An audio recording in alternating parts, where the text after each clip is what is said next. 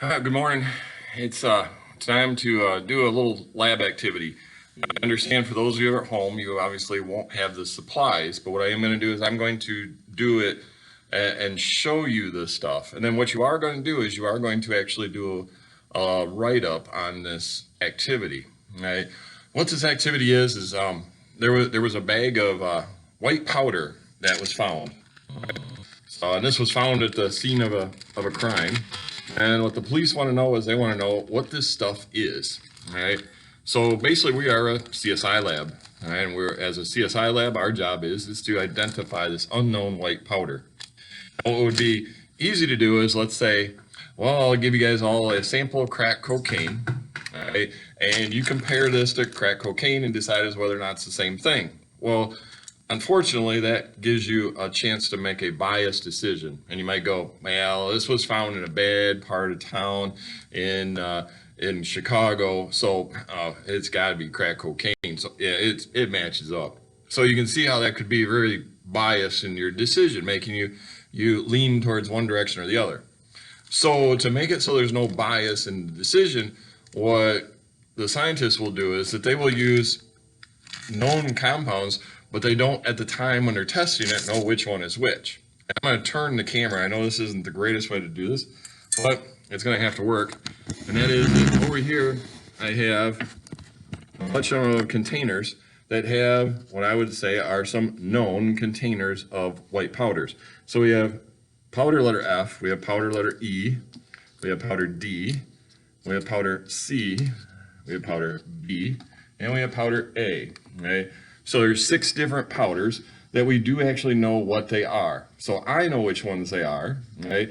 But the testers, you guys, won't know which one's which. You won't know which one's the, quote, crack cocaine. Now, just so you know, to cover myself, no, we aren't working with crack cocaine. Okay? It just makes for the story to be a whole lot more interesting and more realistic. All right.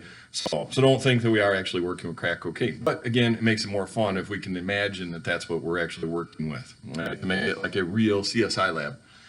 So what we want to do is we want to take this evidence, this red bag that was picked up at the scene of the crime, and we want to try and compare it to those. So what we're going to do is we're going to make 3 different comparisons. And the first comparison we're going to do is we're going to look at the physical properties of each powder.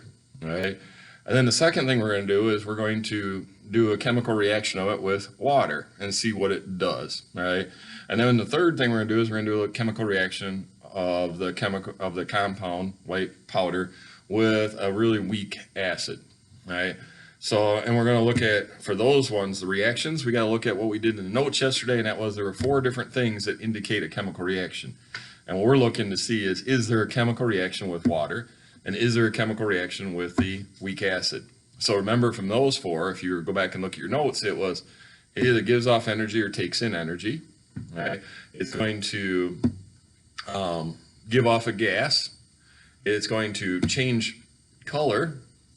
Or the 4th one is it's going to produce a precipitate. It's going to go from a clear liquid, to all of a sudden a liquid that's got a bunch of stuff floating inside of it. Right. So those are the 4 things we're going to try and look for, or I should say we're going to look for the presence of any one of those 4 things to indicate that we have a chemical reaction that takes place. Right. Now what ends up happening, and what I have down in front of me, is I have a little piece of paper, and then I'm going to put a sample of A, B, C, D, E, and F underneath each one of these, and then I'll have a sample of unknown down here. And then I will have to move the camera so that you can see it. And what you're going to do is you're going to make in your homework notes, you're going to make a chart that has A, B, C, D, E, F, and the unknown.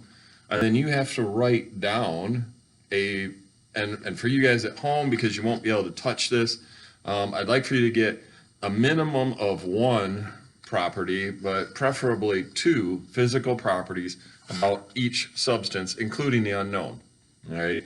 So you're going to try and get 2 about each one. And then we're going to actually react a second pile of them with water, and then we'll react the first pile with acid. And we're going to look and see what ends up happening on the camera. And what you're going to need to do is you're going to need to write down how it reacts. So you can say, yep, it reacted, or no, it didn't react for each one, including the unknown. Then at the end, when you get all done, you're going to take the unknown, you're going to compare it to one of the 6 at the top, and it should match up with one of them, which I will tell you in this activity, yes, it will actually match up with one of them. All right. Now in real case, maybe it does, maybe it doesn't. All right. But in this case, it will. So first thing what I got to do is I've got to get a sample of each one. So I'm going to get, I don't need lots of it. So here's my sample of the first one. I'm going to put 2 piles. All right, there was A.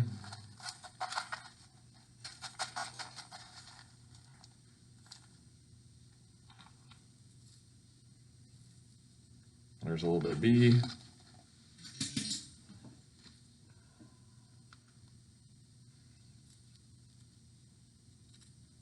There's a little bit of C. A little bit of D. I know I could have had all this done beforehand, but I wanted you guys to see it being done, so you knew how it was being done. Now we need a little bit of E. So hopefully you can see across there and see that, yep, we are getting piles of each one. And then you have letter F, the last one.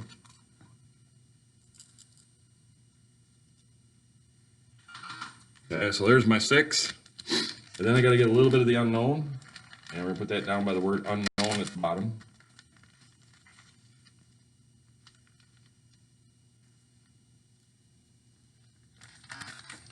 All right, so there's my 6 known powders and then my 1 unknown powder. All right, so I'm going to bring over the camera so that you can see these a little bit closer up. Hopefully you won't be busy trying to look at these, but so there they are. All right, try to make sure they're all on there. So now what I want you to do is, looking at them, I want you to tell me a physical property of them. One thing that you might say is, well, they're all white powders. Well, hopefully your resolution on your computer is good enough that you're going to be able to say, they're not all exactly the same white. Right? There's some qualitative analysis you got to do here and indicate that, no, they're not exactly all the same white. And also maybe what you can look at is you can see that there's some different graininess to them. All right, so you might be able to describe that as another characteristic about them. That would be able to give you 2 different properties for each one. Okay, so I'll keep that for a second for you. And you could also stop the video at this point to be able to write these things down. All right, so now what we're going to do is, now we're going to react this stuff with water. So I need a little bit of water.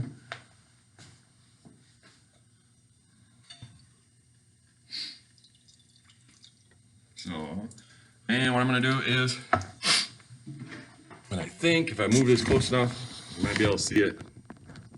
So I'm going to go across the top ones up here, and I'm going to put water, a couple drops of water on each one. I'm going to watch and see if we see any changes. So here's letter A. That one, if you can see, it kind of slides off to the side. Here's B.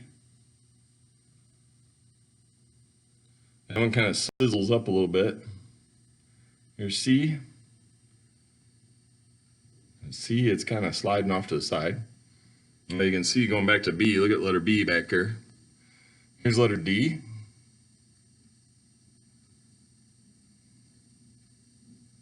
That one is kind of disappearing inside of it. Letter E. That one also, it's kind of disappearing inside of it. And here's letter F. And letter F, it's kind of just staying there. So now I'm going to do my unknown. I'll do this far one over here. This will be my water one. So I did my water one. There's what that one looks like. Kind of hanging out there. Okay. So especially look back at this guy back here in letter B. Notice a definite change on him. All right. There you can see it maybe a little bit better. Again, I know this is far from perfect. It'd be better if we were all together, but hey, you got to do the best we can. All right. Now let's do the acid. So that was my water. Here's my weak acid that I have. So I'm going to take a little eyedropper of that. And we're going to put that on the bottom pile for each one. So here's letter A.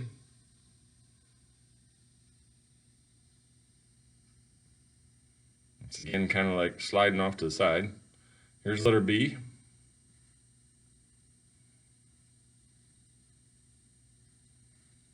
That really like sizzled up again. Here's letter C. Not doing a whole lot on him. Here's letter D. Not doing a lot there, other than it kind of comes cloudy-ish.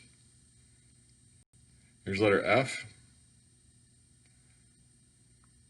Kind of makes the stuff disappear in it. Here's the last one of the known ones. Here's letter F.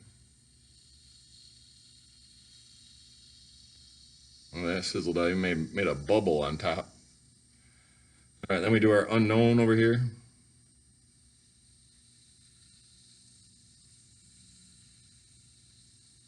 All right, so now what you need to do again is you need to write up in your homework notes.